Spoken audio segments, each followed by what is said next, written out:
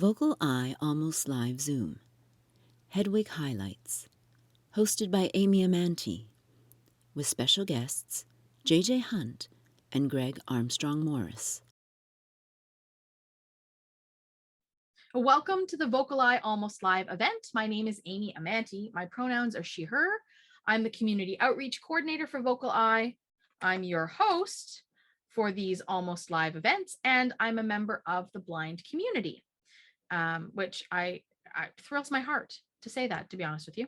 I just want to say a big thank you to those of you who have made donations and have supported VocalEye during this time. It's really lovely that you've made contributions. There's always a link posted in the chat if you feel like you have the capacity to do that. It's not an obligation.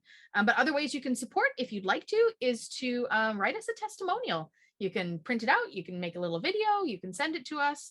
It's really helpful to share with our funders if you have impact, if you are experiencing an impact from this programming. And if you happen to be joining us by watching this event on our YouTube channel, please, we hope that you like and subscribe. All right, Ingrid is not here this evening, who would usually offer our land acknowledgement. So you're going to hear me speak a little bit more. So I want to welcome and acknowledge that VocalEye is tuning into you all from the unceded stolen lands of the Squamish, the Musqueam, and the Tsleil-Waututh First Peoples, who have stewarded these lands and waters since time immemorial. Acknowledging Indigenous peoples and their ancestral territories is an important part of addressing the historical wrongs that have been done to Indigenous peoples here in North America, Turtle Island, where we're broadcasting from in Canada, and beyond. In Canada, it's part of the Canadian Truth and Reconciliation Act from 2008, and this commission investigated and documented the atrocities perpetuated against Indigenous peoples during colonization, in particular the residential schools. And the commission made recommendations to prevent such atrocities from happening again. So these recommendations take the form of the 94 calls to action. So I just want to acknowledge that calls number 6 to 12 prioritize education and bring access to education and the educational standards for Indigenous peoples so that they're receiving the same education as non-Indigenous Canadians, which I can't even believe that we have to say that out loud. But that is part of the act. It hurts my heart to know that that they were not, that folks from Indigenous communities were not offered an education that was a high quality. But also in relationship to education, the calls to action are talking about increasing funding, teaching Indigenous languages in schools, and developing cultural appropriate teachings. For example, by changing history lessons that have misrepresented Indigenous people's relationships to the first explorers of Canada, because a lot of those things were misdocumented. And I just want to mention in particular, since we're talking about education, that we've just hit the 1-year anniversary of the 215 children that were discovered in unmarked graves at a residential school in Kamloops. And I want to acknowledge that this number has grown significantly since the time of that first discovery, just over 1 year ago. This is a difficult time for Indigenous folks, and it should be a difficult time for all of us. So I want to acknowledge that anniversary. All right, friends, welcome to Wednesday, June the 1st, 2022. Tonight, we're proud to offer you our Almost Live event number 86. This is Hedwig and the Angry Inch, with descriptive highlights from this cult classic with J.J. Hunt and our special guest in the space, and we'll tell you why he's special in a minute, Greg Armstrong-Morris. So welcome to J.J. and to Greg. Welcome, my friends. How are we this evening? Greg, wonderful. Greg is joining us from Pacific time, and JJ, you're joining us from Eastern time, so you're 3 hours in the future. That's right. Thanks for having me, Amy. Always great to be back. Love it, love it. So I want to just start because we've got some new folks, and want to set up that who we are in this space. So maybe we can start with JJ, talk a bit about who you are and maybe what your relationship is to Hedwig and the Angry Inch. Absolutely. So my name's JJ Hunt. I am a describer by trade. I'll just do a quick self-description for those who are interested in such things. I am a middle-aged white guy with silver hair, silver beard, and black framed computer glasses. And yeah, I'm a describer. I describe movies and television and live events and the world around us. I kind of I'm trying to position myself as a guy who will describe anything. If it's got a visual element, I'm interested in describing it. And in terms of my relationship with Hedwig, I am I'm a big fan of the film. I have yet to see it as a theater production, but I'm a huge fan of the film. The first time I saw it was on my second date with my now wife. We rented it as the first movie we ever saw together. So it holds a special place in my heart because of that.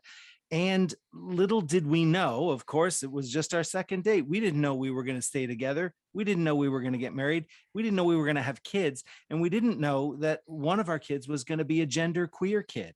And so to have all of that happen, and starting with this second date movie of Hedwig and the Angry Inch is pretty fantastic. So when Steph brought this idea, like, hey, what about kicking off Pride Month with Hedwig? I was like, sign me up. I am all about it. So I'm really happy to be diving in tonight to explore this with folks who know the movie and love the movie, know the play, love the play, know the music, or have no idea what they're about to get into. I'm here for all of it.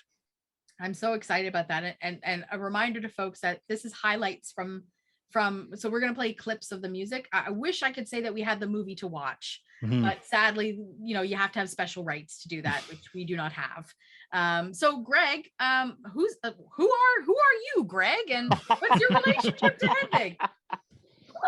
Hello, I'm Greg. For a description, I'm white, short white man, bald, with a close cropped beard and tortoiseshell glasses. And I had the great pleasure and honor of playing Hedwig in the Canada's West Coast premiere production of the live production of it here in Vancouver in 2003. I didn't see it in 2003, but I'm lamenting that now. All right. I mean, I'm really excited to dive into to the content. And I'll just, for our new folks, most people who join us week after week know me, but I'm a member of the blind community. I'm a white settler, and I leave my description as that at that, so that we don't clog people's brains with too many things to have to remember. So so I'm really excited to have JJ and Greg in this space, because I think we're going to have some really rich conversations around a lot of things. And my full transparency is that I did a little research around Hedwig, but I did not attempt to watch the movie. Of course, it wasn't available with a lot of description, but I'm hoping that if I watch it after this, that it will become much clearer to me to watch as a movie version, right? Yeah. Hey Greg, any word on the down low about whether this is coming back as a stage play anywhere? Like, are you like in some kind of circle that knows these things? No, there's no mythical circle of people who know what's going on or what's not going on. There was a rumor that went around a while ago that John Cameron Mitchell was writing a sequel to it, which made those of us who had played the part originally happy, because as we age, we were hoping there'd be a sequel to follow up on what happens with Hedwig after the end of this story. But I think that was actually just a rumor. I don't think John Cameron Mitchell has any intention of following up on the story, because I think he told the story he wanted to tell. Right. Okay, that's super, because he stars in this as well, right? He's yes. The writer and the star of this. Of this show / film. He wrote the play. He wrote the along with Stephen Trask, wrote the music and starred in the production. He created the role. Okay. I'm trying to be careful about not getting too much into content, because I know that there's still some folks that are joining us in these last few moments. But do you maybe have any background, either of you, on why this was important to him to write and start? I honestly, I don't know what his incentive was for it. That's a fascinating question. I don't know what drew him to this story. Yeah, I've watched a couple of interviews in preparation for this, and I watched a really interesting panel that was Neil Patrick Harris, who was the actor who got to play the part in the Broadway production, almost 15 years after it was Yeah. off Broadway, and Stephen Trask, who wrote the music, as you mentioned, and John Cameron Mitchell, who was creator of the whole thing, and it was the three of them talking.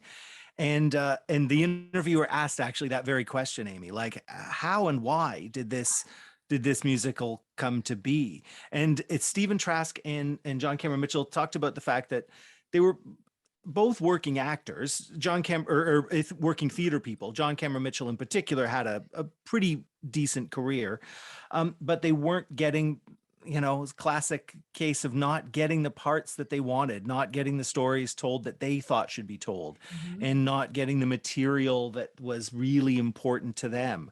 And so they started to dive into this character and this story. And interestingly, the character of Hedwig was not the central character when they were initially workshopping it.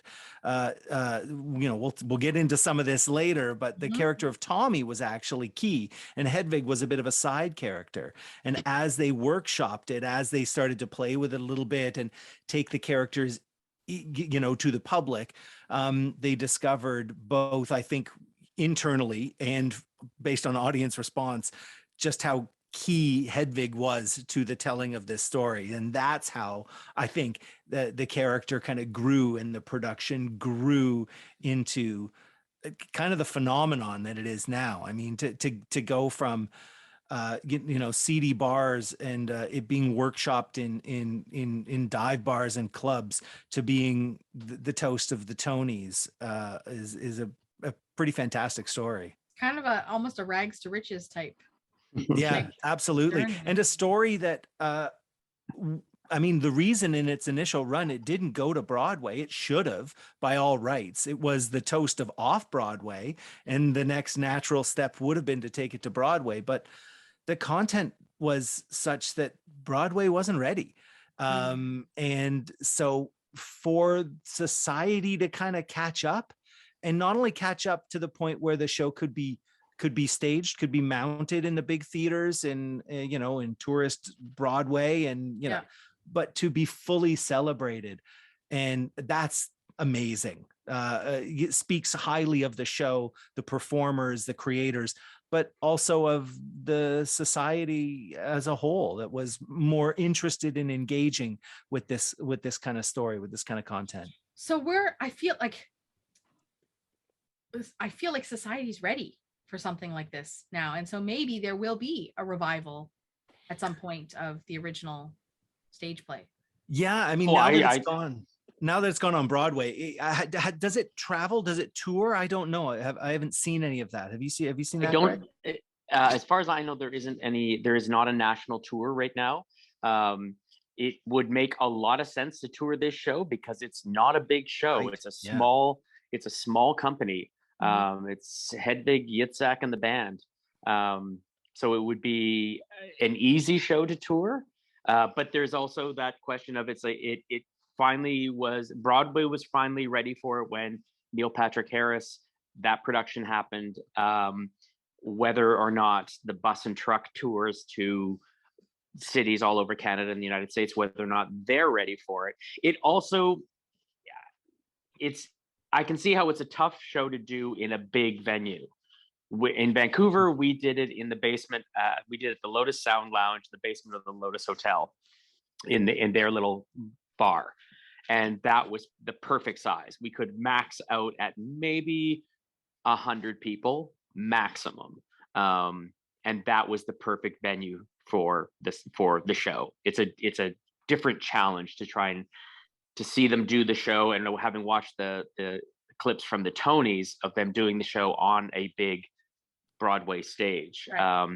there is a different feel to it. I mean, it's one thing to watch the rock and roll show from the audience and it's way up there on the stage far away from you. It's another thing to be in the space where you can actually smell me. Yeah. Where you're within spitting distance. Oh, quite literally. And people did get damp at times during the production. And it was fun. When we do the show, I noticed that because it was such a small venue, people would come in, it was general admission. So people would come in and nobody was willing to sit in the front row because they're like, oh, no, I don't want to be that close to the action. So I'd come out for the opening number, which everyone's going to hear in a moment here. And the opening number is a real, like, in your face, I'm Hedwig, here I am.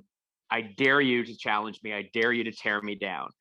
So I would come out and there'd be all these empty seats right in the front row. Mm-hmm. I would collapse the seats because they were all folding chairs. And I would fold them and I would throw them off stage. So that the people who were sitting in the second row were now in the front row. Yeah. You thought you were safe? You thought you were safe here? You're not. Yeah. That's brilliant. That's brilliant. Well, maybe let's jump on in, JJ, with some content and then get the proverbial ball rolling. Excellent. So we've been talking about it quite a bit. For those who know the story, I'm sure they've been following along. Hopefully we haven't been releasing any spoilers, but so the basic synopsis, the basic idea of Hedwig and the Angry Inch. It is obviously, as we've been talking about, both a stage musical and a film. Much of our focus tonight is going to be on the film, but we'll definitely be, talking about that stage production too, the differences, the overlaps and whatnot. In terms of the story, Hedwig is about a gender-queer punk rock singer named Hedwig who is touring the US with her band, and they are following a young rock star named Tommy Gnosis. Hedwig had a relationship with Tommy. He stole all of her songs. That's kind of what we know at the beginning, and then the exactly what the story is in their relationship and in in terms of Hedwig's own personal history that unfolds over the course of the film or the play. We should put out a genuine content warning here. Yep. Yeah, there are moments in this film that are, just gloriously campy and fun and very rock and roll. But the actual story itself is really quite raw. So just to name some things, the story includes gender dysphoria, sexual abuse, and genital mutilation. So we do want to put that out there, so people have an understanding and are not taken by surprise when those things come up, because they do come up. So yeah, as we've been talking about, and we'll just kind of go over some of these things again for those of us who are just joining us as of, I was going to say 10 o'clock because I'm Toronto time here. This piece that's right, I'm in the future. The piece was originally workshopped in the late 1990s. The original story and film written by John Cameron Mitchell, who also plays Hedwig and directed the film. Just awesome, that kind of amazing genius. The music and lyrics by Stephen Trask, and this was a very raw underground kind of workshopping in bars and like with band gigs more than workshopping it in a theater setting. It evolved into a musical monologue. I've heard it described as that, a musical monologue, which I quite like. And basically Hedwig sings her life story, and the banter between numbers evolves into more of that story of her life. First production opened off-Broadway in 1998, won awards, was mounted in lots of cities around the world, but as we said, didn't get mounted on Broadway in no small part because of these content concerns. And then in 2001, Mitchell turned it into a film, actually through Sundance, workshopped it at Sundance and released it at Sundance, filmed in Toronto. Didn't do very well at the box office, but that is in no small part because the wide release of the film was on September 12th, 2001, one day after September 11th.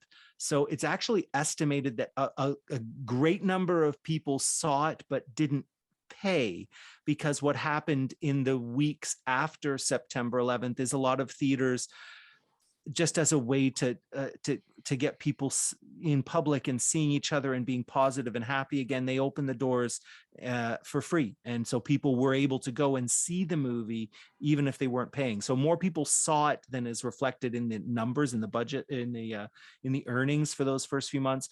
But then the movie became a cult hit. People who liked it loved it, and it became a real cult hit. And then, as we've said, the society kind of changed a little bit. And in 2014, it was mounted on Broadway for the first time. It got the big Broadway show, not with John Cameron Mitchell in the lead role of Hedwig, but with Neil Patrick Harris, Doogie Howser, playing Hedwig, which was awesome. I've seen him interviewed about this, and he was like, this is not his scene. Like, he's a guy, Neil Patrick Harris was raised on Broadway stuff. That was his type of music. He didn't come from a personal punk rock background. So he kind of had to learn that side of his personality. And we're going to play a clip from him later, and you'll see he embraced it. He really went for it, which is quite fun. Yeah, big hit, earned lots of awards, several Tonys. Yeah, it was a big show. Can I throw something in? Just Please. On what you've just said. I did not have my experience of being invited to do this show. Horse Raven Theatre in Vancouver was the company that mounted the show. I had done another show with them. I knew nothing about Hedwig. At our closing night party of the previous show, they sat me down and said, we have this show that we want to do, and we think you should do it, and you should go, you should see the movie. I saw the movie, and I came back to them and said, you're out of your mind. There is no way I could do this, because it is a seriously rock and roll punk show. And the musicians that we had on our show, that's one of the things that they expressed, the authenticity in the rock show, because there are other shows out there on Broadway and operas that are called rock operas, but they're a little removed from actual rock and roll, or certainly from anything punkish. Stephen Trask nailed a real authenticity in this piece. Mm-hmm. So it was, I'm sure Neil Patrick Harris felt the same thing. I found it incredibly intimidating when they suggested I do this show, because I was like, no. And then we just dove into it and found our own inner punk star. That's awesome. I love it. So we've got some like photos and stuff to just describe, JJ, and I don't know when you want to get into that, but yeah, well, shall we start with describing the poster for the film? I think so, yeah. Let's start there. So bring it up. This is the poster, Rick. If you've got that access to that would be great.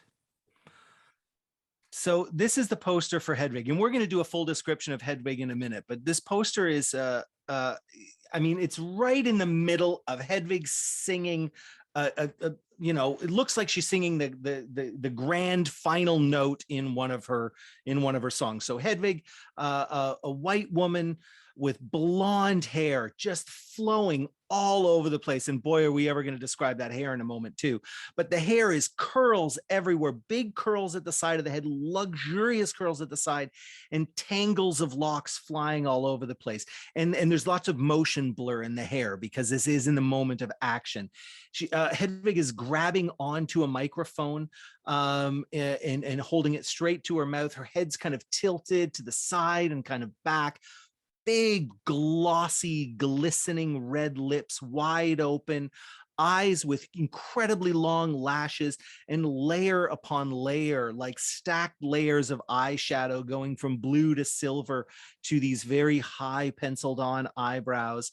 And in the background, it's kind of blurry, yellow and like golden light and red background. And then Hedwig in the Angry Inch written beneath. And the way Hedwig is written is is a particular font. So it's italicized. So it's kind of cocked to the right. And the first line of the H in Hedwig and the G, the line on the G, swoop down below and connecting the H and the G and leaving room for and the Angry Inch. So it's Hedwig and the Angry Inch. And that's the poster of, and really I think is a good, I read or I heard a great quote from Michael J. Fox, actually was being interviewed about movie posters. And he said that a movie poster is really the first note in the piece. And I think this is a great example of that. This poster of Hedwig, head back, mouth open, super rock and roll. It is kind of visually the first note in the piece. Cool beans. All right.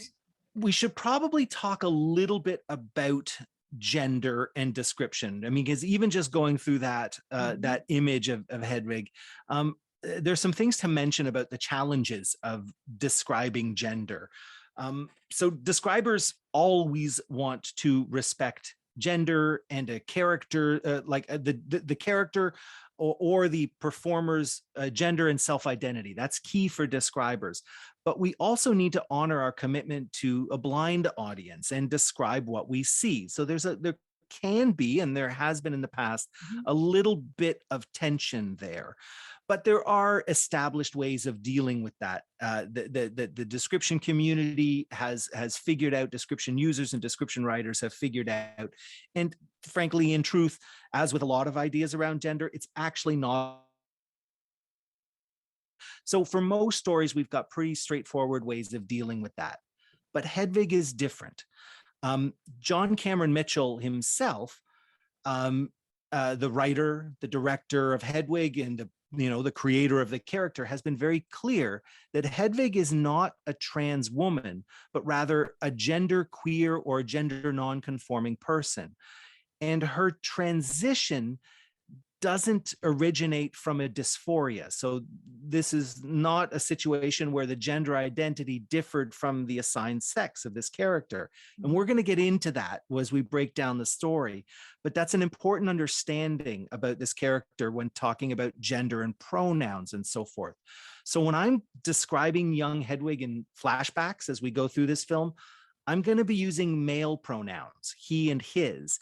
And then later, as the story progresses, I'm going to describe Hedwig as presenting as a woman or a man as it fits the scene. And this is not how I would usually do things. If this was a trans character, you would just stick to the character's identity, full stop. That's all there is to it. But knowing when Hedwig is living as or presenting as a man or a woman is key to understanding the story. And I think it's also in keeping with the character being genderqueer, not trans.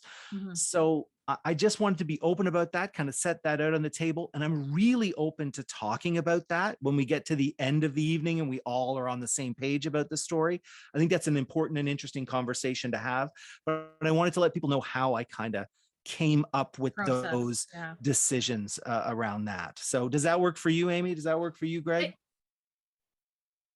Yeah, I think Greg's given a visual thumbs up there for the blind audience. But yes, I think Greg is in, and I appreciate that setup, because you're right. This conversation around pronouns and gender, and I mean, we could expand that to race and body style, size, and those kinds of things are all continuous conversations around in the description circles between describers and users, right? Sorry, I was on mute there for a moment. When I was giving a big thumbs up to JJ for that actual description. I think that understanding of Hedwig, and depending on who you talk to, who's playing the part, they're going to have different takes on it as well. Yeah. But I think from what my take on it was I feel like John Cameron Mitchell made it very clear that this is a genderqueer character, and there's a fluidity, and that the confusion and the unknowing, that's all part of the story and part of the confusion and part of the beauty of it as well. I think is that all of that gray, pink, lavender area that Hedwig Hansel / Hedwig exists in. So thank you, JJ, because I think I'm totally on board with where you're at in that, what you've been saying. Great. Should we do a breakdown of the visuals of the characters and kind of the aesthetics of the film? All right, so let's start with Hedwig. We've already started with that. We showed that great image of Hedwig in the poster. Rick, if you've got that close up of Hedwig, that would be great. So this image here, like the image in the poster, is of Hedwig as the punk rock queen.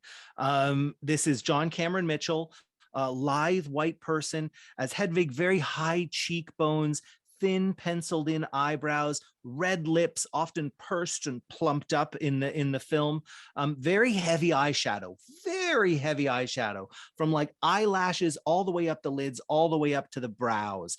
And the blue eyeshadow is often the way we see the blues and silvers, but changes with every outfit, right? So in this particular image here, there's some oranges on the eyelids, and then like bluey turquoise colors around the outside of the eye and up to the eyebrows.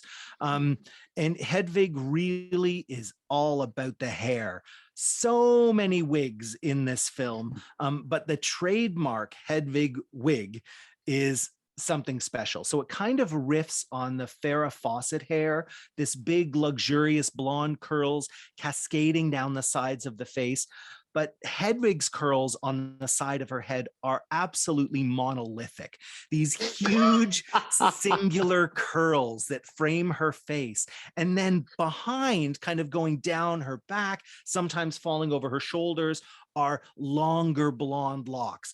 But it's the framing of the head with the framing of the face with these two giant curls.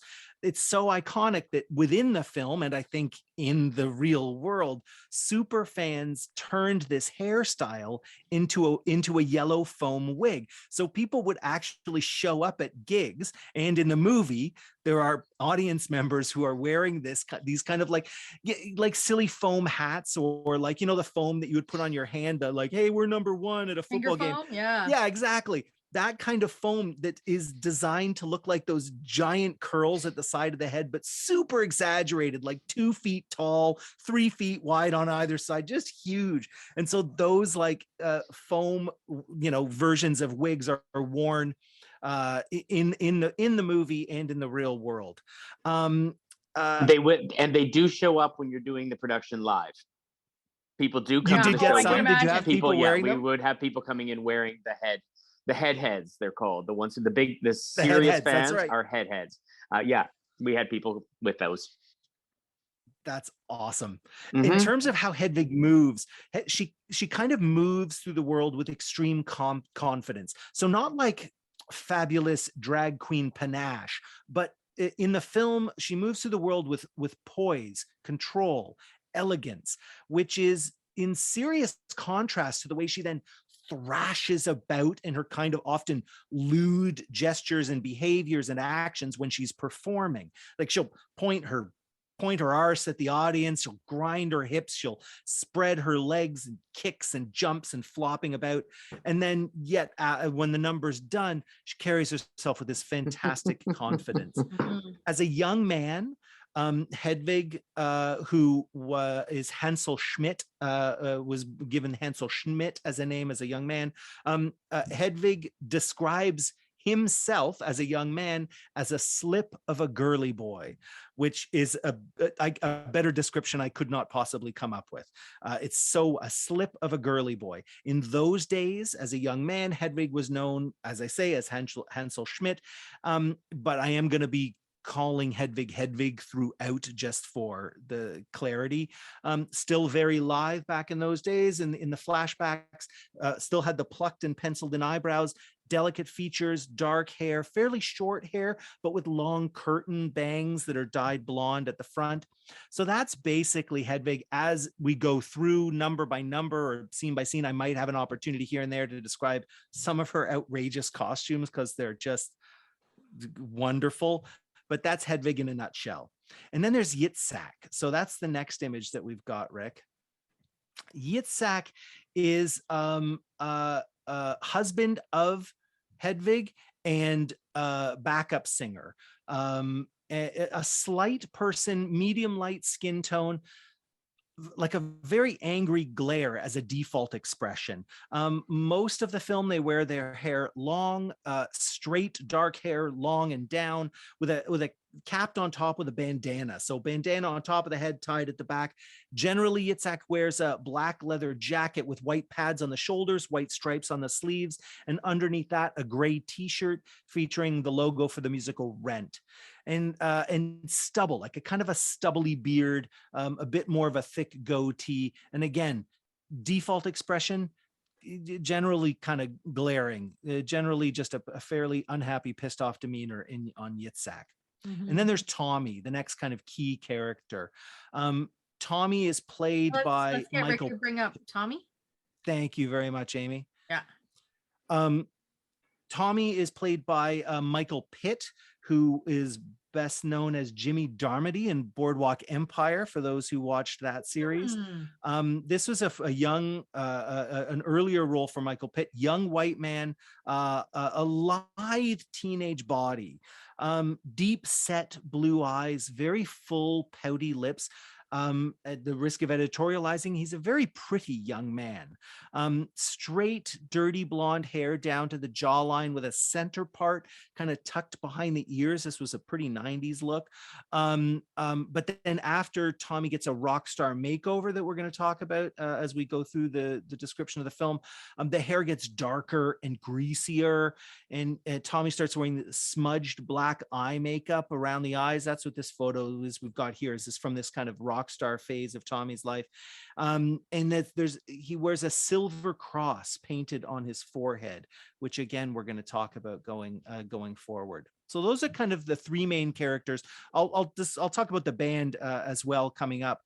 In terms of the overall aesthetic of the film, there are kind of a few different visual worlds that are at play. Most of the present of the film is very glam rock and roll. So bright, saturated colors, outrageous costumes. And then we go into flashbacks, and the flashbacks have more muted colors, kind of like faded photos in photo albums. So in the early days in East Berlin, everything's kind of got a bit of a blue tint to it, a really old photo that's been in that photo album under plastic for too long. And then we move in, we have other flashbacks that are Hedwig's early days in America. And those images in the beginning have a yellow tint to them. Everything's washed out, too much sun. Everything's been baking in the sun for too long. And that's the tint of those flashbacks. And then we have an animated world that's kind of associated with the story. These are childlike drawings, kind of, I would think, presumably drawn by Hedwig herself, that often accompany the story itself. And the conceit within the film is that these drawings and animations are projected onto a makeshift screen at the back of the stage when Hedwig and her band perform in kind of low-rent venues. And those animations take on they kind of expand within the film. It is worth noting that a lot of the film has, I would kind of call it like music video logic or stage musical logic. So sometimes, especially in the middle of a song, a character will change costumes in the middle of a song, or band members will suddenly appear in a scene when those band members, actually logically speaking, don't have any logical right to be there.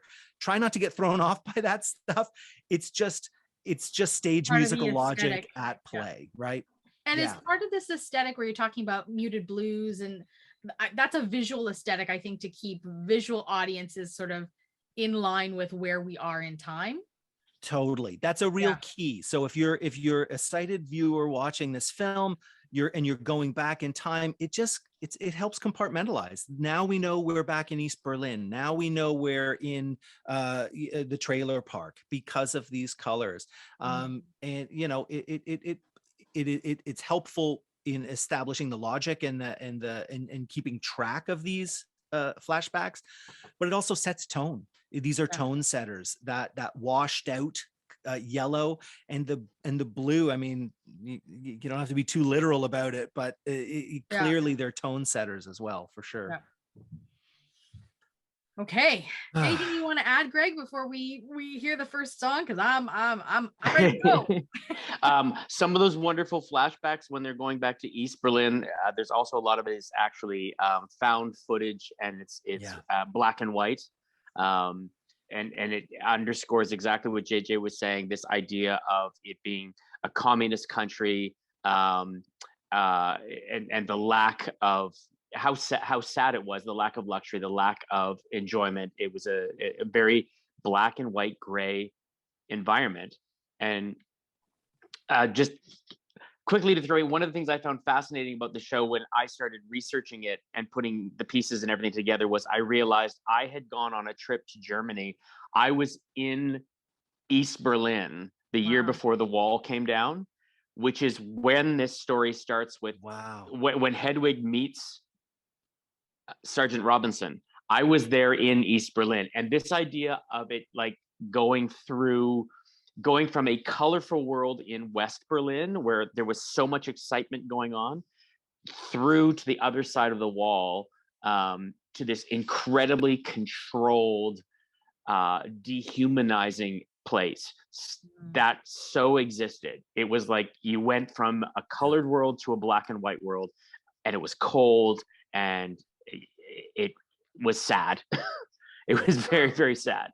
So the universe both had set the two of you up. Yeah, clearly. Right. So yeah. So you were destined, Greg, to play Hedwig, and I was in that area. At one point, we're gonna in the storyline of Hedwig, we're gonna see Hedwig like meeting this in a bombed out church. I know where that bombed out church is. I saw it. Wow, that's wild. That's awesome. We were both JJ. We were both set up to do that. Seriously. Seriously. Universe has a way of working these things out. All right. Shall we start kind of using descriptive storytelling techniques? Should we just kind of start talking our way through, describing our way through the movie, and then we'll stop and listen to these songs as we come to them? The great thing about Hedwig is it's kind of classic musical in that the lyrics of the songs really do tell the story.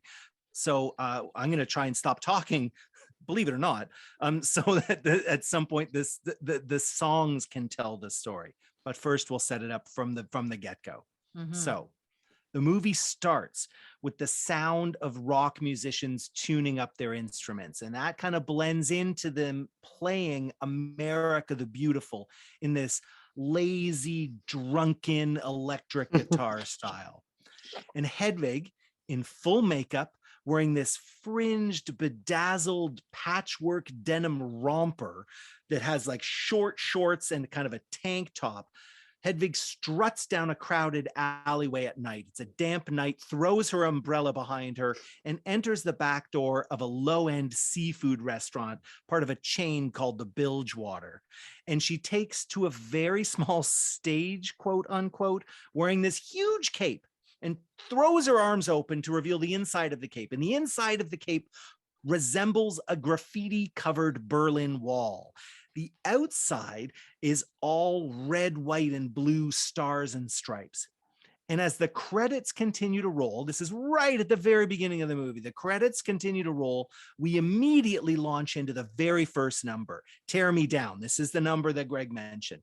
And it sets up so much of the story. So I'll let it set up the story. In terms of the visuals, Hedwig is on stage with her band, this motley crew of punks and rockers. So the drummer is a white man with long, greasy black hair, pointed mutton chops, a handlebar mustache, and a red and white striped headband. The bass player is his gum chewer. He wears his shirt unbuttoned, has oversized sunglasses, a bit of an Elvis thing going on with him, but like a greasy kind of, greasy Elvis. The lead guitar player is a young white guy with dyed red and yellow spiked hair and a white dress shirt, a very loose necktie. And in this scene, he's wearing a long black skirt. The rhythm guitar player and keyboardist, he's a goth. He's a pale young man with jet black hair, black fishnet shirt, and black vinyl pants. And then Yitzhak, who we've already described with the long, straight black hair and the capped with the bandana, Yitzhak's on stage too. And as I mentioned, the band has this small screen at the back of the stage. But mostly what's the ambiance of this restaurant of this venue is that it's a seafood restaurant, right? So there are taxidermied marlin, there's model ships, there are hanging fishing nets and like anchors and oars. That's what this this chain of seafood restaurants looks like throughout the film. Most of the patrons in this scene and throughout are middle-aged, modestly dressed white couples, and they are decidedly unamused with this punk rock show. Lots of blank stares, lots of disapproving looks, but one table loves it. These devoted fans that we mentioned, and they're wearing those, they're the heads. They've got those foam headpieces. And then on the screen, that's where the childlike pencil crayon drawings and collage drawings that I mentioned that are kind of done by Hedwig, that's where they're playing. Hedwig thrashes about on stage, swings her mic, bends down, shakes her butt at the audience. And you'll note just at the very end of the song, you're going to hear Yitzhak rocking this final note, this and then it abruptly ends. That's because Hedwig has pulled the plug on her mic so that the focus remains on her, on Hedwig. And then she leaps into the air, flops onto the stage, and she's completely spent.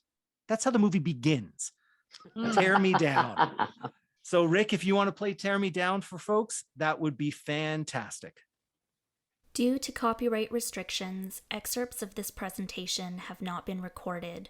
Please check below for more information, including links to the material if it is hosted elsewhere. Yeah, not much to say about that, because again, we shared Rocky Horror Picture on this platform not so long ago, and there's this, I think there's like a shock value, right? Like I don't know, am I getting that right? Is it meant to, because some folks probably didn't know what they were getting into when they went to see this movie.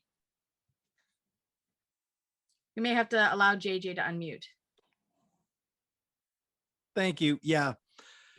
I mean, certainly from a first number standpoint, that it tells you what's going to happen. Like this, I love the image of you, Greg, like taking the seats.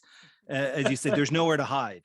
That is great. That, I mean, the first number announces itself. Yeah. You have no choice. If you're in that theater, you either leave or get right with what's coming. And I think a lot of the people who came to see the show, like they understood what they were getting into. They had some idea of what the show was. That perhaps by the time we had done it in 2003, they had seen the movie. Mm-hmm. But the visceral effect of then sitting down there and then having this character of Hedwig come in and get so in your face.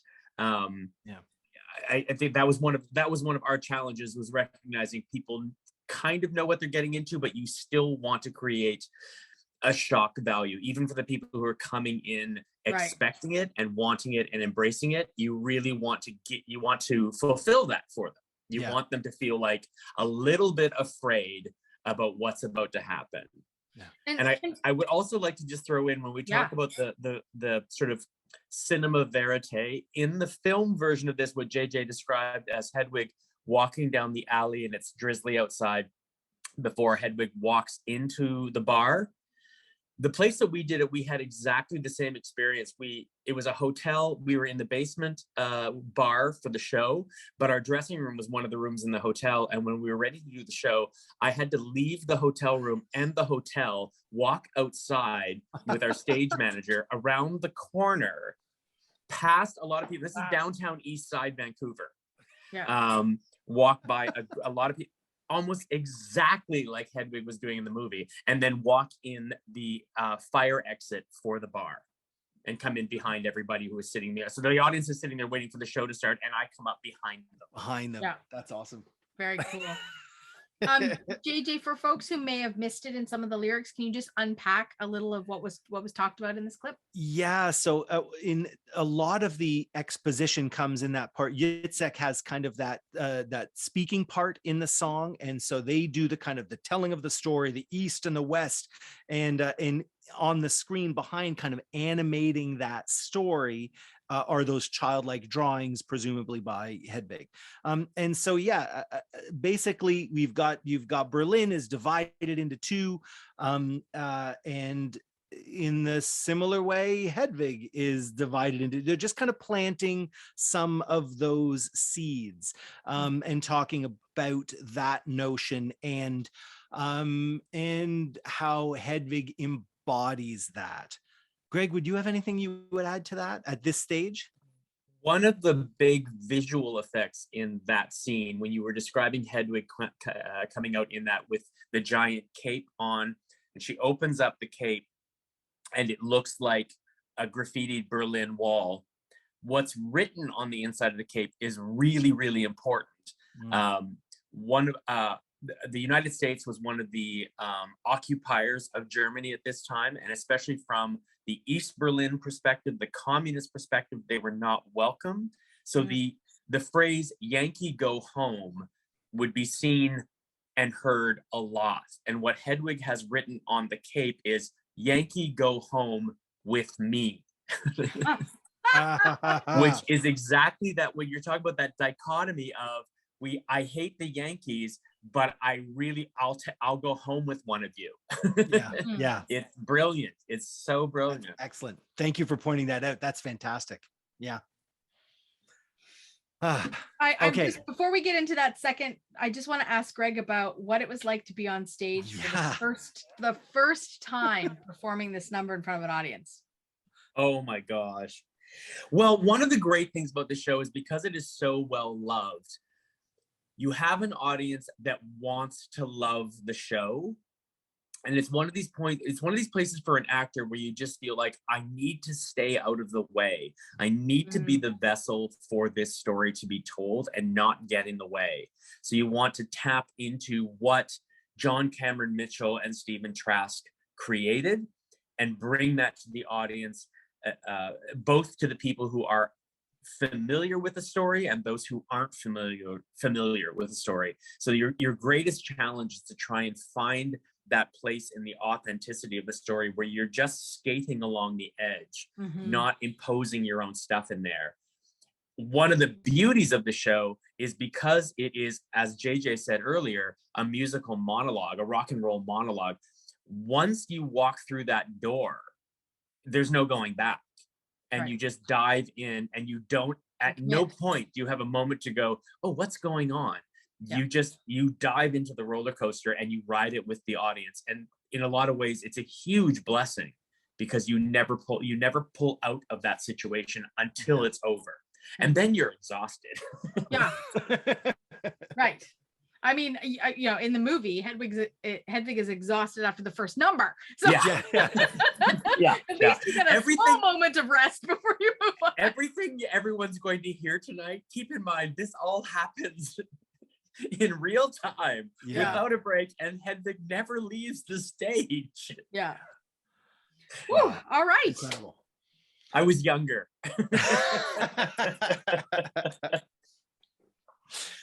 So in the film version, after that opening number, we've established we've established the band, we've established the visuals, we've established the kind of animation style. Now we're introduced to all the key characters and the basic storyline. So most of the scenes in the present take place in one of the Bilgewater seafood restaurants. They're supposed to take place all over the place. They were actually all filmed in one restaurant, but they all take place in most of these scenes. The performance scenes take place in one of these seafood restaurants.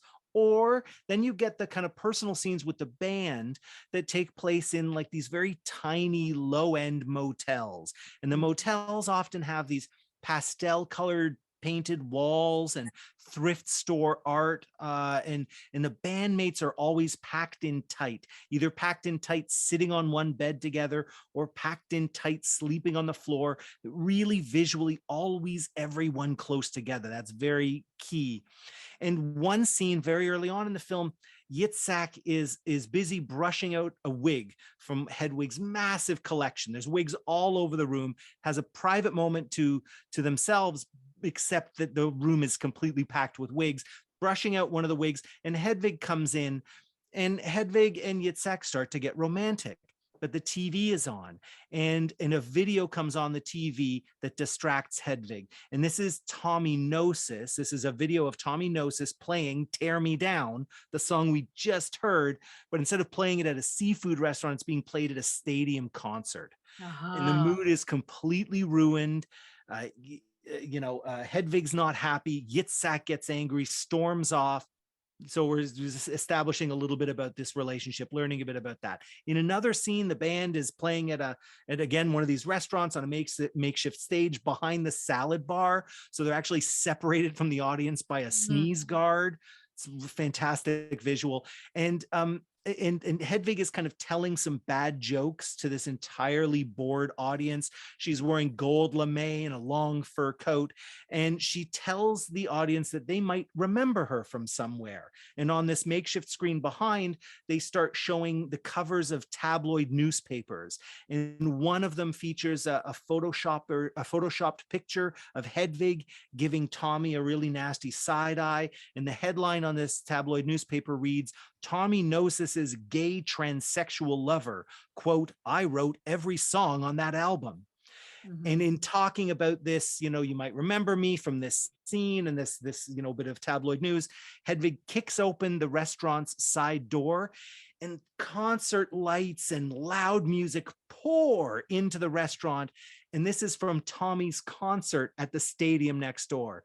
This restaurant is right next to the concert venue where Tommy is playing a big gig, and Hedwig's got this tiny little restaurant. And that night, the entire band hangs out in a single hotel room with their manager, played by Andrea Martin. And when it's time for bed, Hedwig climbs into bed and spoons Yitzhak from behind. And under the covers, Hedwig begins to thrust against Yitzhak, but Yitzhak offers no response, just a completely neutral, sad expression. And this is when we get our first flashback to East Berlin. And again, the Berlin image is a little bit grainy. The colors are muted, this bluish green color. And Hedwig, as a narrator, tells us about growing up as a little boy in East Berlin. It's 1968, written across the screen, with his East German mother and his American GI father. And Hedwig, as a little boy, is drawing a picture diary on, I believe it's a roll of toilet paper. Yes. And in each picture, there's a picture, a stick figure picture of a little boy being spooned by one figure after another. And it becomes clear in both the visuals and in the narration by Hedwig that as a boy, Hedwig was molested by several people, including his own father. And then back on stage, the band performs at another seafood restaurant, and they perform the song Origins of Love. This is a beautiful song, and I kind of wish we had time. We don't have time to play all of the numbers. This is one I kind of wish we had, but basically this song offers an almost science fiction history of the human species. And the idea is that humans were born as two people in one, and then they were ripped in half by the gods, creating single soul, single sex humans. So originally, some of the people were two men back to back, some were two women back to back, and some were a man and a woman back to back. But the gods got angry. They split all of the people into single soul, single sex humans. And then in my personal reading of the song, the idea is that we then spend the rest of our lives searching for love, which is the feeling that we had when we were two people wrapped into one, regardless of whether those were two men, two women, or a man and a woman. And on the stage screen behind them, that little screen behind them, there's another simple animation and the same childlike drawings that illustrates this narrative. There are, you can find the video of this song with all of those animations online. I think we'll put up some links at the end of the night if people want to check that out. It is a beautiful song. But then we go into more flashbacks, and we go into archival film clips about Germany and the Berlin Wall. And we learn that as a young boy, Hedwig would dance wildly on the bed to rock music on American Forces Radio. And he kind of came of age to David Bowie and Iggy Pop and Lou Reed. And that's where he found joy in this world that Greg rightly describes as being kind of joyless. And then we move ahead a little bit in our flashbacks, and we get a flashback of Hedwig as a young man in East Berlin in the 1980s, sunning himself naked on a pile of rubble in this demolished church that Greg has actually been to. It's so fantastic. Hedwig, as a young man, sunning himself naked on this pile of rubble, and a handsome, bald black soldier with a mustache spots him, Luther Robinson. And Luther gives young Hedwig a gummy bear to chew on. But it's pretty clear that the scene is not, in fact, about candy. And this leads into our song about Luther, which is called Sugar Daddy. Now, in the movie, Sugar Daddy is once again performed in another one of these seafood restaurants, but it's got a bit of a country twang to it, which is an interesting choice. I'm not sure if that was how you did it in your live number. Did it have a kind of country twang in yours? Absolutely. It's written as a country. It's an homage to country music. Country music. Absolutely. Interesting. So in the video, in the version we're going to play tonight, where I found a version of the song performed by Neil Patrick Harris at the Tony Awards, and I thought that'd be fun just to see a number that Neil Patrick Harris did. It's a great big number in this version. Neil Patrick Harris grinds it out on stage, climbs a stack of speakers, hips thrusting. He dons a skirt. At one point, he puts on this skirt of twinkling like Christmas lights that dangle down from his waist, and he walks right into the celebrity packed audience, and he stands on the arms of Orlando Bloom's chair and thrusts his hips over his face so that the lights sway back and forth over Orlando Bloom's face, and he calls it a car wash. He then goes further into the audience and he finds Samuel L. Jackson sitting there. He takes the glasses off of Samuel L. Jackson's face. He licks the lenses and then puts them back on his face. He gives Sting a lap dance. He collapses with faux exhaustion in Kevin Bacon's lap. And then right at the end of the song, he plants a great big kiss onto actor David Burtka. It's like he ends the song once again huffing and puffing. It's like that classic musical thing. I don't know how any of you do it, Greg, when you perform these numbers live. And so the final moment of this song is Neil Patrick Harris with the microphone stand held over his head like it's a gift to the gods. And that's Sugar Daddy in this version by Neil Patrick Harris. Rick, if you want to cue that one up. Due to copyright restrictions, excerpts of this presentation have not been recorded. Please check below for more information, including links to the material if it is hosted elsewhere. Awesome. I think the numbers are going to keep on pleasing as we go. Okay, I noticed that there are some extreme high heels in this. So, JJ, how big are these heels? And then I got a question for Greg. We need to unmute JJ. I don't know why you're having difficulty with that, JJ, but we'll start. Yeah, there we go. Yep. Yeah. So the heels. So yeah, these are like gold, massive, not quite stiletto. These are fairly chunky heels, but really, really high. And at one point, while singing, Neil Patrick Harris drops down and kind of does this knees out, knees in duck walk in these heels while singing. And climbing the speakers and jumping off the car and doesn't miss a beat, and you never hear it in the voice. How, Greg? How? Were your heels that big? What's that? Were your heels that big when you were performing? No. Greg's like, I performed in a pair of Pumas. Yeah. No heels. I was in a glittered Birkenstocks. No. One of the original when we originally did a photo shoot for it, we had somebody to help with costumes and stuff like that, and they put me in for the photo shoot thigh-high leather boots that did have a stiletto heel on them. And I've done, before this, I'd done a lot of amateur drag, and I can dance up a storm. But I was aware of the fact that this is a rock and roll show, and there was no way I wanted to try and wear boots like that throughout it. So wigs off to to Neil for what he was doing there. I went to John Fluvog, the incredible bootmaker here from Vancouver, and asked them if they would be interested in sponsoring our show. So I had ice blue Fluvog motorcycle boots that rocked the world. Awesome. But were chunky but low in the heel. And they also made it really comfortable when those front row of seats that I told you about that I would remove, sometimes I would just kick them over with my boots. Did you get to keep these boots, Greg? I did. Awesome. That's a nice perk. I still have them. They're a little rougher.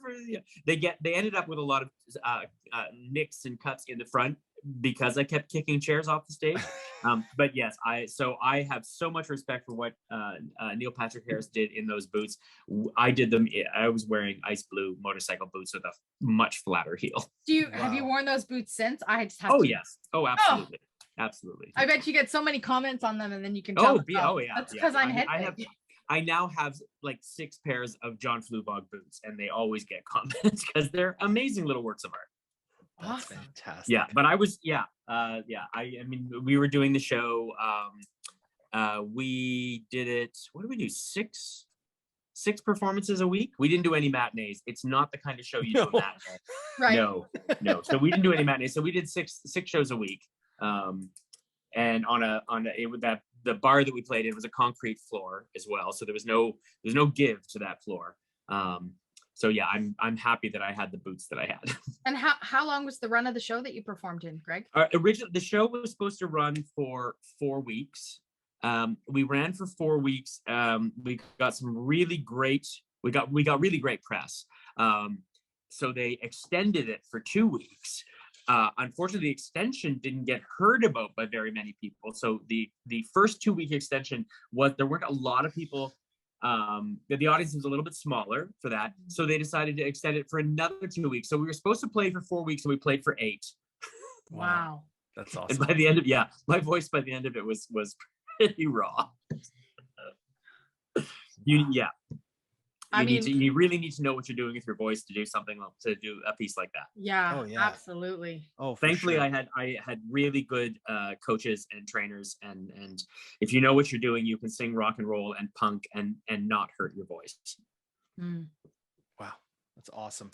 It was interesting, and listening to that version of it, there was a change from the original theatrical production, and I think from the movie. That stage production with Neil Patrick Harris, that's much more of a rock and roll take on that song. It's very country western in the music. It's a funny kind of shift, but it's very, very country and western in the stage version. That's right. Now, some of the actions come right off of the film, like the car wash bit. No, absolutely. That's right in the film. I'm not sure if that was in the original script as well. And if you're watching closely toward the end, when he sings, it's kind of like "Sweetheart Alabama." Yeah, I can't remember. I don't know what that song is.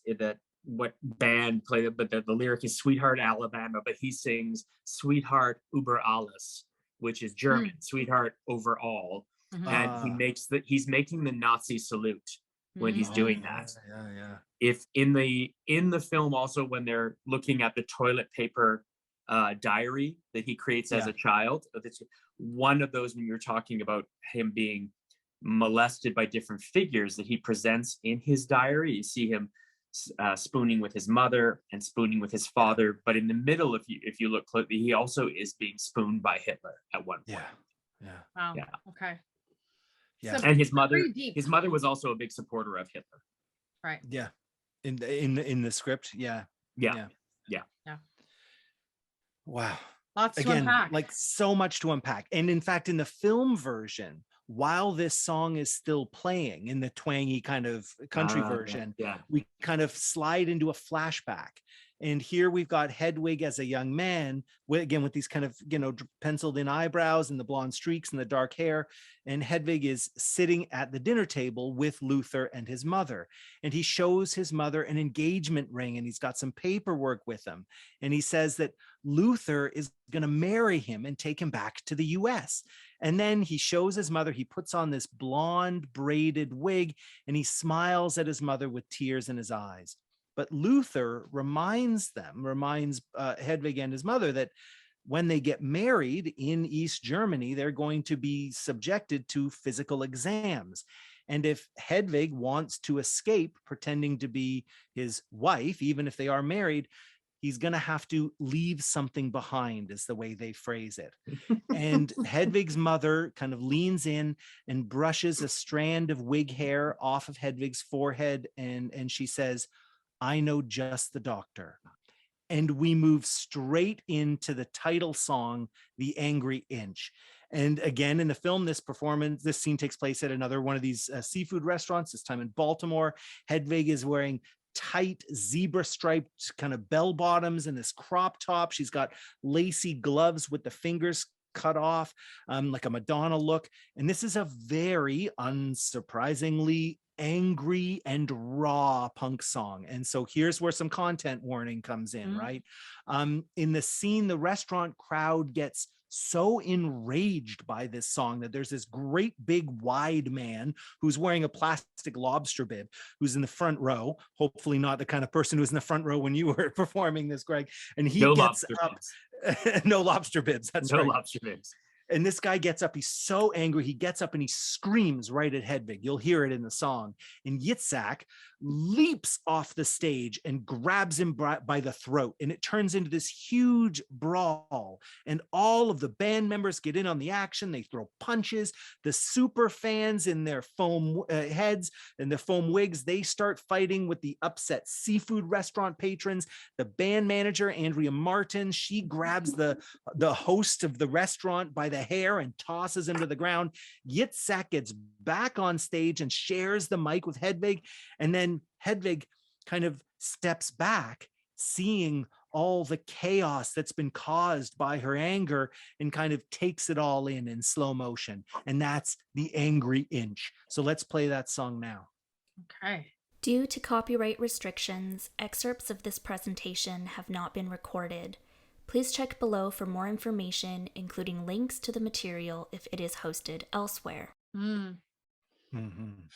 What is I'm asking this for the subjectivity of y'all.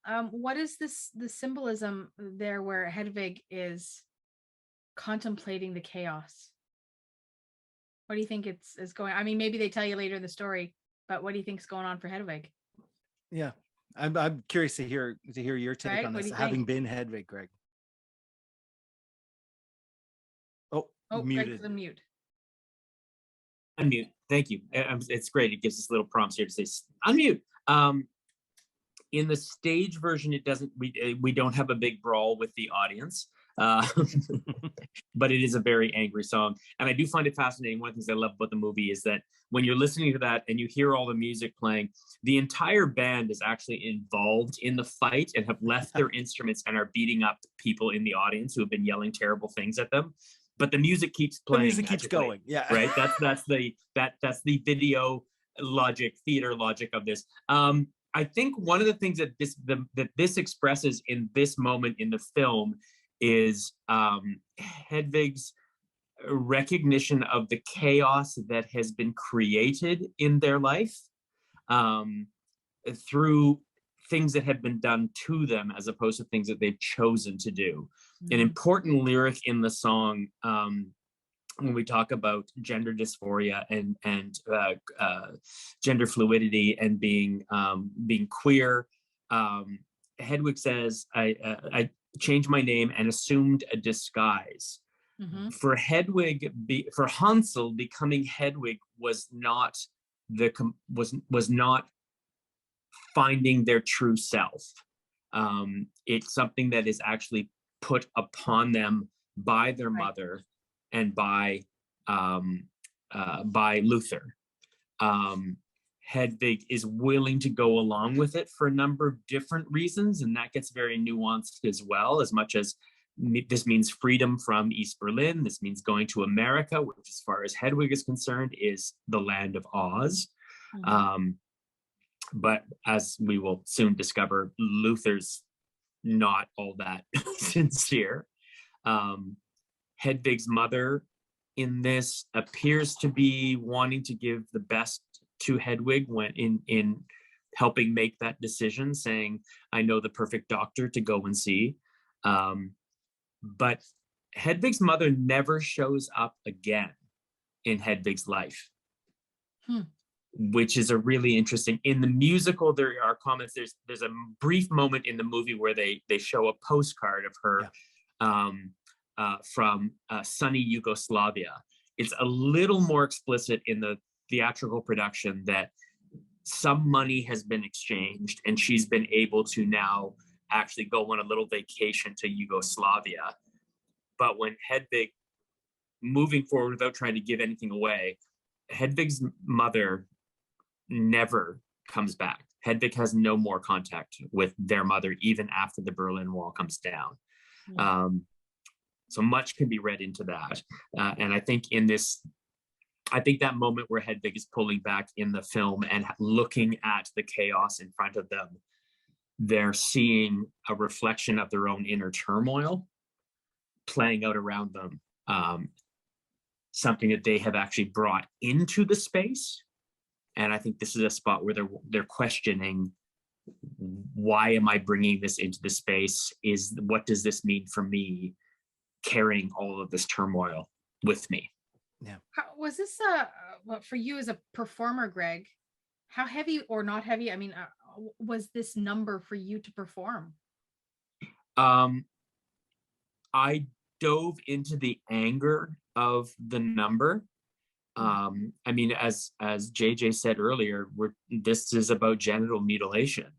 This is about having things imposed on you that are not authentic to you. In the theatrical production of it, I had the ease of just being in that moment of anger. There's no pulling back from it at this moment and looking at the deeper levels of it. Hedwig is just, the song was written in anger and the song is performed in anger. Yeah. Oh. In the film version, that pulling back and taking stock actually becomes she floats. Hedwig actually floats out of the restaurant.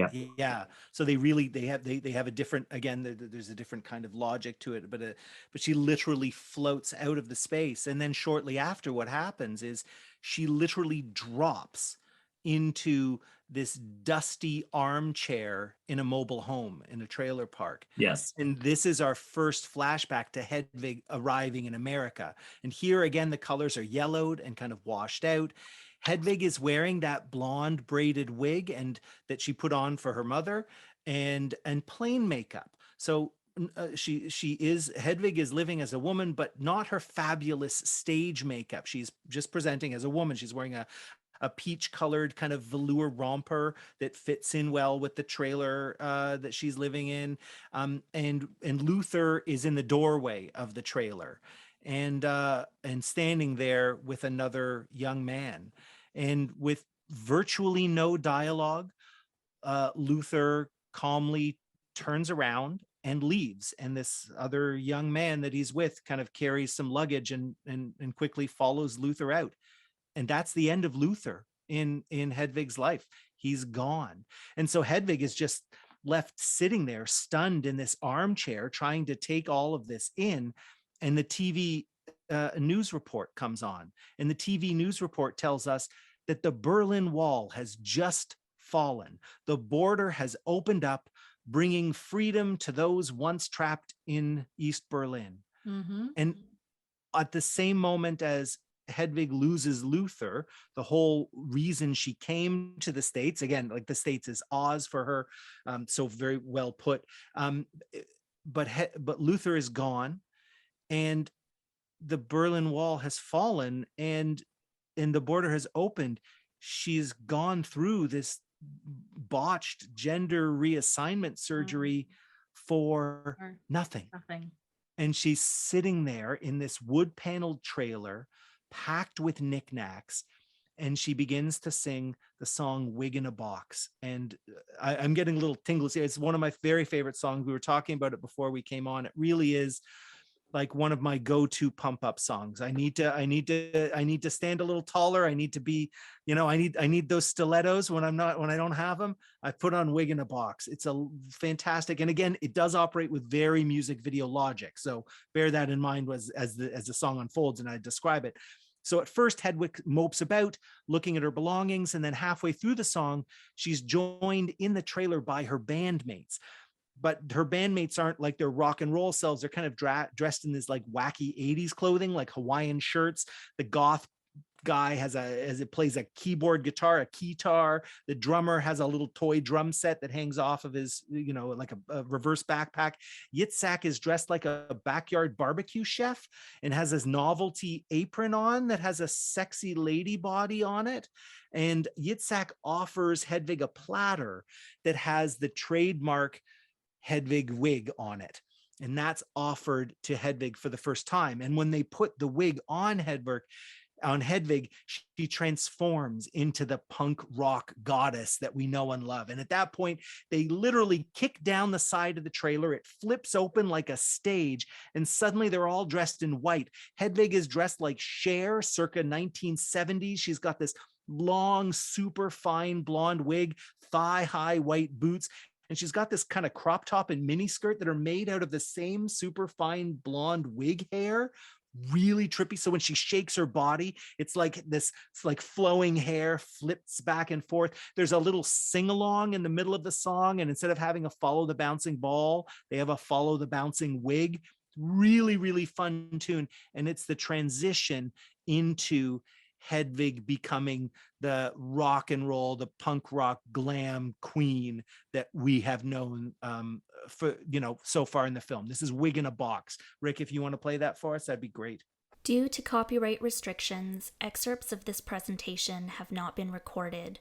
Please check below for more information, including links to the material if it is hosted elsewhere. Awesome. Woo-wee! I love that number. All right.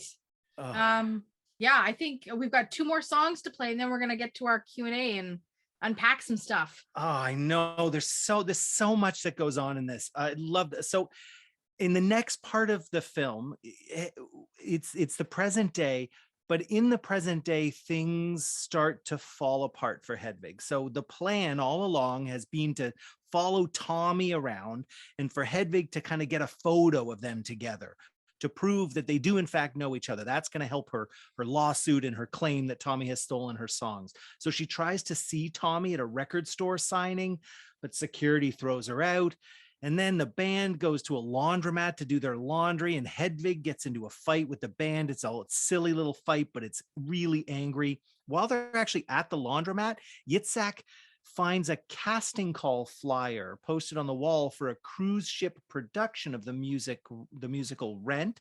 And she very kind of quietly takes that and keeps that to herself. And then one afternoon, while Hedwig is drinking with her super fans on a pile of used tires, Hedwig tells the story of how she met Tommy Gnosis. So to summarize, after her divorce from Luther, Hedwig, who was presenting as a woman, scraped by selling sex. She becomes a prostitute. It's very strongly hinted that she becomes a prostitute. She takes babysitting jobs when she can get them, and she ends up babysitting 17-year-old Tommy's baby sibling. And they have a brief sexual encounter while Tommy is having a bath, and Tommy becomes rather infatuated with her. And then Hedwig at one point she forms a band with a group of Korean wives of American soldiers, and they play at this sad little independent donut shop. And it's an interesting little transition point for Hedwig's look. She doesn't quite have the stage look of the full glamour, like punk rock queen, but she's not a drab. She's presenting slightly more glamorous than she had been before. So she's got a blonde wig with really interesting black undertones. She's got bright red lipstick.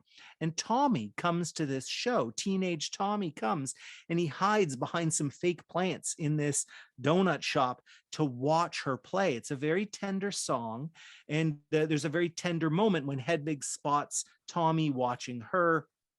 And as the song draws to a close, Hedwig dabs her face with a cloth, like with a face cloth, and then tosses it to Tommy. And when Tommy opens it up right as the song is ending, he finds Hedwig's face in smeared makeup, kind of looking back at him. It's a lovely little number, but You know, as with most of the songs here, it's not all fluff. It's not all saccharine. This is a Wicked Little Town is the name of the number. Rick, if you want to play that now. Due to copyright restrictions, excerpts of this presentation have not been recorded. Please check below for more information, including links to the material if it is hosted elsewhere.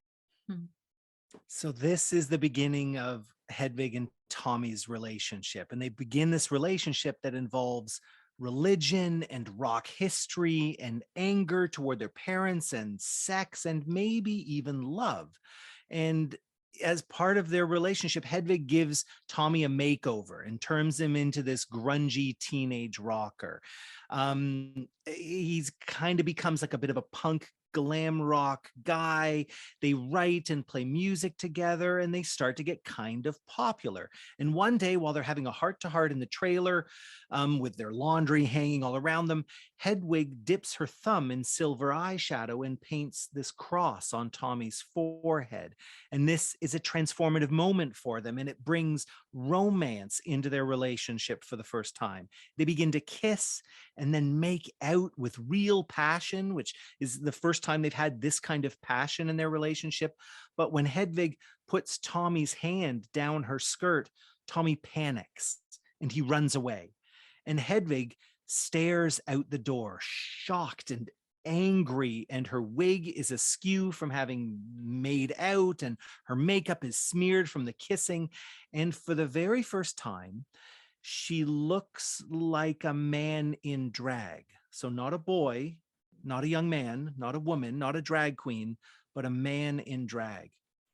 And then we zip back to the present, New York City, and Yitzhak, wearing a black bob wig over their bandana, announces that they've got a part in that cruise ship production of Rent, and they are going to leave the band. They are leaving Hedwig. They're gone. But Hedwig won't have any part of it. Hedwig rips up their passport so they can't leave. And the band and the manager are just so disgusted that they walk out. They all quit on Hedwig. 3 weeks later, Hedwig is in a back alley, dressed in her thigh-high white boots. She's got a white fur coat on over and a long curly blonde wig, and she's presenting herself to passing cars. And a limousine pulls up. The back door opens, and inside the back of the limousine is Tommy. Tommy is wearing black leather and vinyl black makeup around his eyes. The cross on his forehead smeared out, but you can still catch a little bit of the silver paint. And they're both jaw dropped to see each other. But Tommy reaches out to Hedwig, and she gets in the back of the limo. Hedwig in white, Tommy in black, they sit silently in the limo until Tommy finally grabs one of his own CDs, The Origins of Love, and he writes on the back with a Sharpie, and he gives that to Hedwig. And now the back of the CD reads, Music and Lyrics by Hedwig Robinson. Hedwig takes the wheel of the limo. They drive together. They sing songs together. They drink, they fight, and they start to kiss. And then they get into a car crash. Newspaper covers spin onto the screen, busted, teen idol and hooker charged in a TV news truck smash up, limo lady talks, Tommy's sales slump. And we even get a short clip of Tommy in a gotcha news moment denying that he even knows who Hedwig is. But as Tommy's star falls, Hedwig's rises. And Hedwig appears on the cover of Time Out New York and on the Rosie O'Donnell show, which was actually something that happened in real life. And then Hedwig returns for a big triumphant show in Times Square, but still at a seafood restaurant. But, same fish tanks and same decor, but now there's a big crowd and everyone is cheering for Hedwig. The band is on stage playing America the Brave with this extreme lack of interest.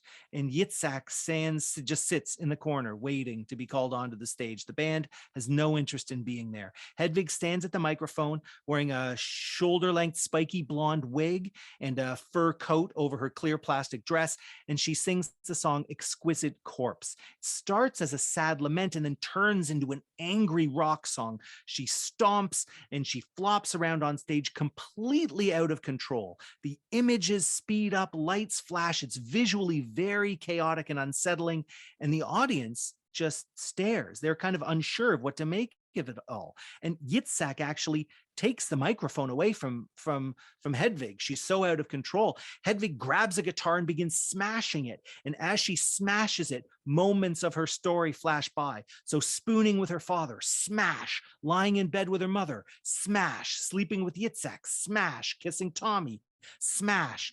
And then glaring at the audience, she rips off her wig and she tears off her dress. She pulls 2 tomatoes out of her bra and smashes them against her bare, flat chest, and then crawls out of the restaurant.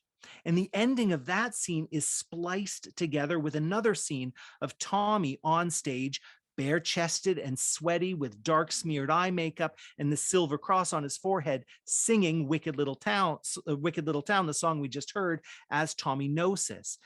And again, in this kind of musical logic, Hedwig appears in the stadium without the wig or the dress.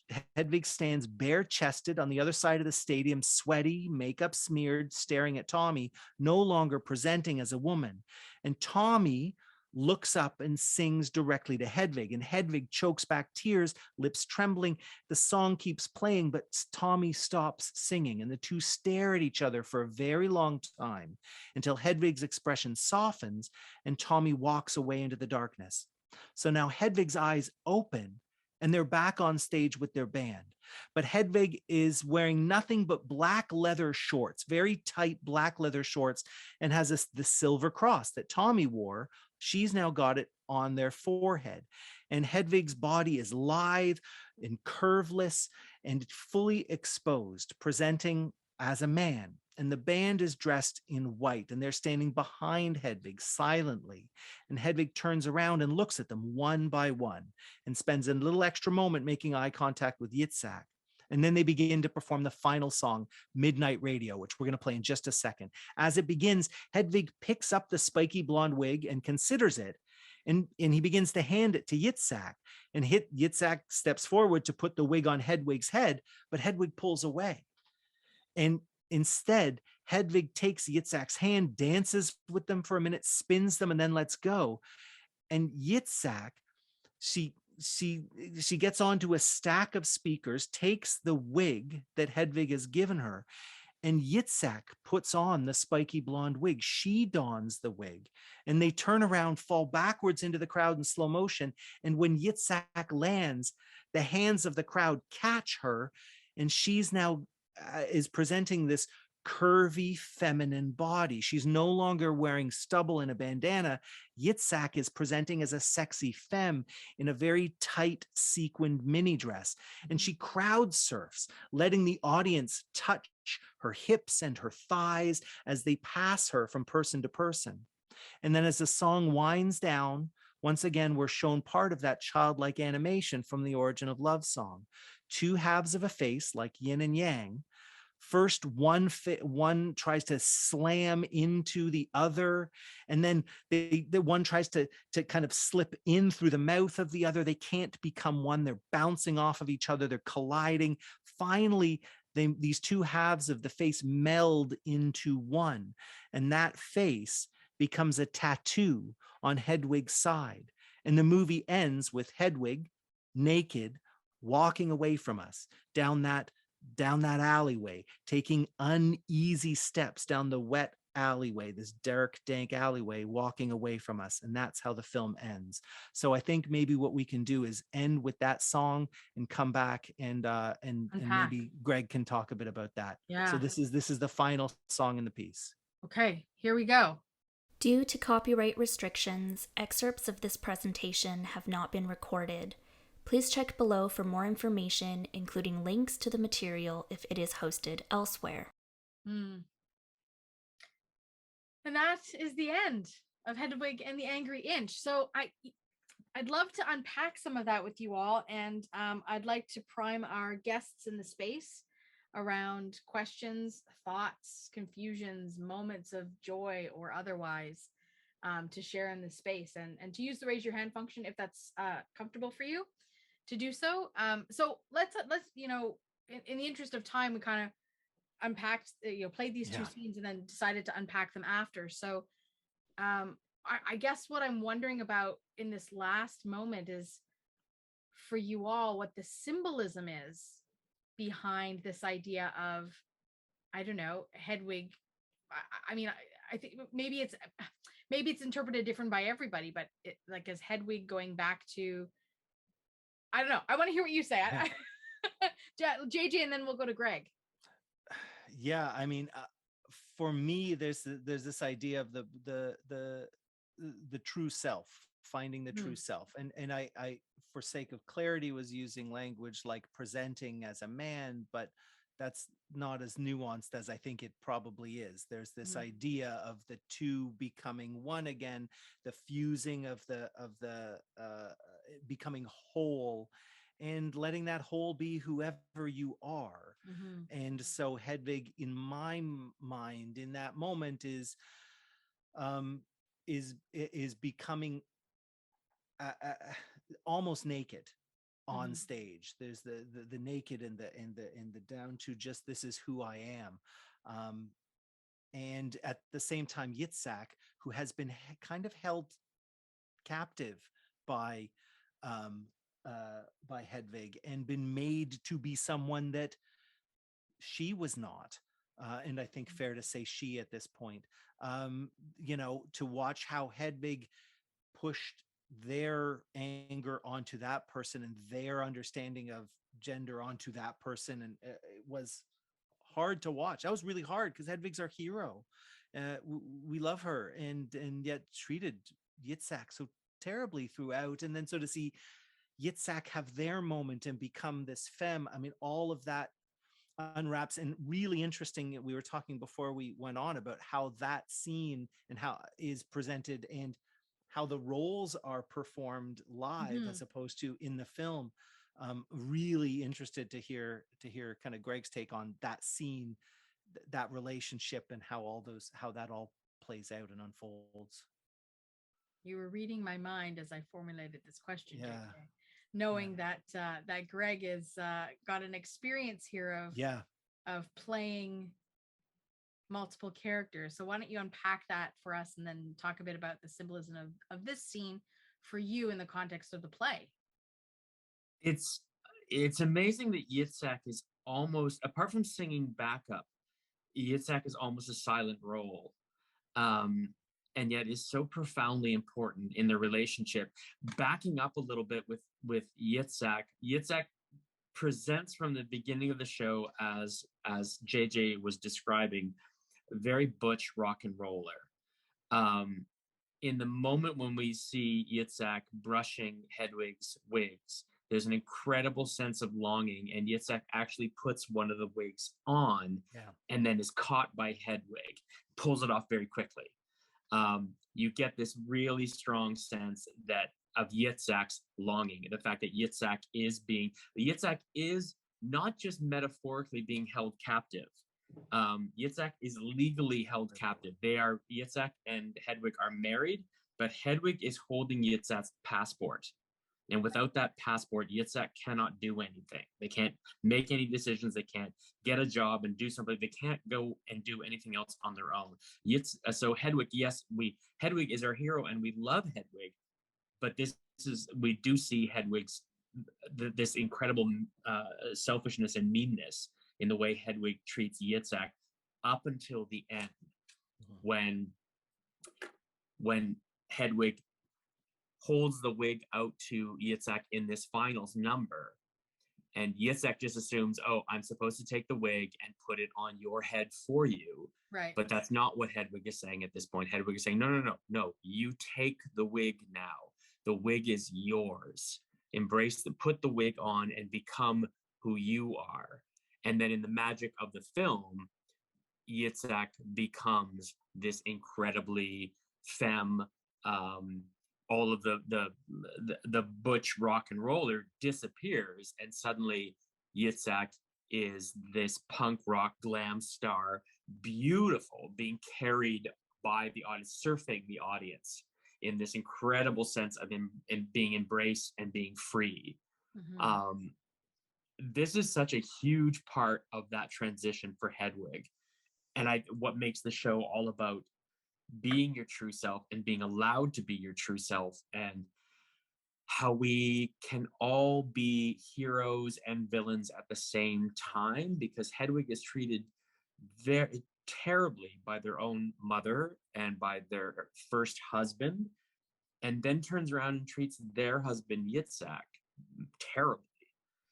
But at the end, go ahead. Sorry, go ahead. We root for flawed characters. Yes. Right. Yes. So that's because we know flawed characters. Because right? we know flawed characters. Yeah. In that moment earlier where there's the sing-along is so brilliant, because as odd as Hedwig's journey is, it's this crazy, it's insane, that whole journey when you describe what it is. And yet we all can relate to that. We can all relate to someone who is so wrapped up in being directed by other people's images of them and desires for them and demands on them. And then that joy of finally being able to assume some control. And in this story, a huge part of Hedwig's assuming control is letting go of control. Right. Hedwig releases all that stuff that's been piled on top of that. It's like, okay, so the gender reassignment surgery that you never asked for was botched, and now you feel like you have to present this way. Mm-hmm. And you're not letting other people present the way they want to present. It's this incredible release, and the nudity, the nakedness of the performer in the end, and in the last scene of the movie. We didn't do this in the stage production, but in the last scene of the film, Hedwig is completely naked, walking away from the camera down a rain-soaked alley, kind of struggling, but at the same time making their way forward into some new, exciting new place where they are authentically themselves after they have allowed Yitzhak that same joy. And I know we have a hand from Lori, but I'm just going to ask you one quick question there, Greg, because you played both of these characters in the stage production, right? They're played by the same actor. No, they're not. No. In the stage production, in the stage production, Yitzhak is a member of the band. Yes. And a separate character. Gotcha. And in our production, one of the things that was amazing in our production, Megan Gardner was the actress who played Yitzhak. And Yitzhak is originally played by a woman dressed presenting as a male figure. Hold on. We are now unmuted. Keep going. Sorry. No, it's just a screen reader going off in the background. And Megan Gardner is an incredible performer. She's from Vancouver. Her parents came to see the show, and several times, and because we're in this tiny little space. Beginning of the show, the audience is wandering in. The band is setting up, including Yitzhak. And the person who did our makeup did such an incredible transformation on Megan. She was at one point standing next to her father, and he did not recognize her. Mm-hmm. So that role was played by two different people. I do not know how that would have been done as a single person playing that part. But that transition that is so vital to the show. Mm-hmm. And in the lyrics, Hedwig says there's that last song. There's a moment where it's just almost stream of consciousness, and they say, "Love, give, free, know that you're whole." Mm-hmm. And that releasing Yitzhak and releasing themselves to be the genderqueer person that they are, and not trying to be one or the other. This is now who I am, and I can embrace that. Right. Okay, let's go to Lori, who's been patiently waiting with their hand up. Go ahead, Lori. Okay, first, I do like that song about the wig. I was over here tapping my foot to it, so I thought that was a good song. Is there any way we can go and look at this movie? Because now I'm interested. If there's any way we can, is there a way I can go and find it somewhere if I can see it? So Lori and others, we're going to circulate in the follow-up email some links of where you can find this movie. Know that it's likely not going to have description, but the idea of unpacking all of this was so that we could maybe have some foundational knowledge going into the film. So just, when the follow-up email comes, read through there with the list of links, and that may help you find a place to watch the film. That's good. And I felt that this person really had a lot to go through its life, and it really kind of reflects in the play and the movie how he had to deal with his life and everything, and stuff. It's quite a path. It's quite an extraordinary journey to get to this place. And that final number, I can only imagine. It's certainly there's an element of catharsis and release, and I imagine that's likely felt not only by character but by performer, because it is such an epic show, and such a like everything about this whole piece is heightened. Everything about every song is heightened, and as Greg said, on stage the entire time. So for both the character and the performer, just this utter release of being free. What's being the running for the because and for the audience as well. Yeah, the audience too. Good point. Yeah, that's what I felt for the gentleman at the end. I felt that he had his freedom.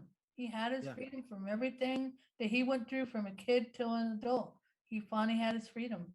Yeah. Thanks, Lori, for sharing your thoughts. Thanks, Lori. What's the running time on the film? Do we know roughly? I think it's an hour and a half film. It packs an awful lot into that hour and a half. Like, I had to summarize. I was thinking about when we did the Rocky Horror Show, we were kind of able to go scene by scene. In Hedwig, we had to go kind of act by act, because there's so much going on. And again, the visual details, it's really too bad that it isn't a fully described film, because there are constant details throughout. Although I would imagine, JJ, that there's almost no way to describe it, because you step it all over the lyrics of the songs. Yeah, musicals are notorious, and that's why we do this, right? That's why we have these events, which I think are really a great way to kind of break down the visuals, break down the overall aesthetics, so that you can get a sense of all this stuff without stepping on the lyrics. But like moments like Yitzhak being in the hotel room, putting just about to put the wig on themselves before getting busted. There are little moments like that throughout that help that lay this story out of Yitzhak and Hedwig. Yeah. Greg, what about how long were you on stage for each night? About an hour and 45 minutes. Okay. Yeah. All right. So it's, that's a considerable amount of time to be on stage and not be able to go back and take a sip of water or anything, Oh my gosh. If you have to pee, have a you're bio in so break. much trouble. Yeah. But you're moving the whole time. There is the blessing in the fact that you are moving the whole time. Right. So there were nights when it would be over and I would find myself reeling and thinking, what just happened? Did we just, we did it. Okay. Because it would, in so many ways, it would go by so fast. Yeah, for sure. Okay, we've got a hand from Megan. Give Megan a moment to unmute and ask a question or share a comment. Yes. When you were in, do you actually have those really cool motorcycle boots that you still have, Greg? I do. I do still have them. They're quite beaten up now because we did the show in 2003, so I've had them for a very long time, and they're pretty beat up now. They're not on and off camera right now, are they? Brand of shoe doesn't hold up very well. No. Would you like to show them to everybody? Because that'd be cool. We could, yeah. These are boots made by John Fluvog, and what I put them through every single night. Oh my gosh, they stood up. They stood up to a lot. Megan was asking if you felt comfortable sharing the boots on camera. They're in my basement storage locker. If I'd been thinking earlier, I would have pulled them out. That's okay. It's all good. Yeah, sorry. Okay. No worries, Megan. It's all good. That's all good. It's all good. All right. Thank you. Thanks, Megan.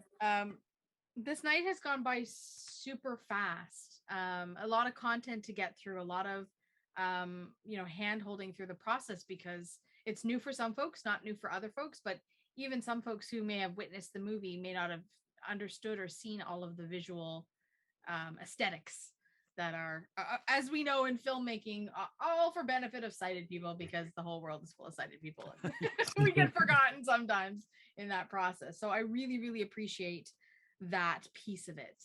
But before we officially say goodnight, we have a prize draw to get to. We got a little bit of prize swag to give away to one lucky winner in our audience. So what this looks like for Greg and for new folks on the line is everyone who's still on the line tonight and is a member of the blind partially sighted community will be entered into this draw. And we likely have Steph in the background who's going to facilitate the draw. So I don't know, maybe Greg, I can put you on the spot here, because I think what we'll do is we'll give Steph a moment to like shuffle the names, and when you want her to stop, you just yell out a keyword, whatever keyword you want. Don't make it stop. Stop is boring. Pick something cool. Lift up your hands. Man. Perfect. Well, lifted them. Who's that? Jane. Jane, are you still on the call? Jane. Jane's on the call. Lucky new member of the group. Jane. Wonderful. All right, Jane is still here. Yes. Awesome. We'll connect with Jane to get the prize to Jane. Congratulations. Awesome. Yeah, congratulations. I know I would like to do this. Congratulations. You are the winner of a prize tonight. I should have been a game show host. This has been so much fun, friends, and I've learned so much. And when the follow-up email comes out, I am going to definitely check out the film now that I have some good foundational understanding of what's happening in the world that we're in and all of those pieces. So I just want to give a sincere thank you to JJ Hunt and to Greg Armstrong-Morris for joining us in the space tonight. Really happy to have witnessed Hedwig through the both of you. Thank you. That was fantastic. So really much. Appreciate it. Awesome. I'm so honored to have been a part of this. I really, really appreciate it. It's been great. Come back anytime. VocalEye, vocaleye.ca. Special thanks to our funders, the Canada Council for the Arts, the British Columbia Arts Council, the Province of British Columbia, and the City of Vancouver.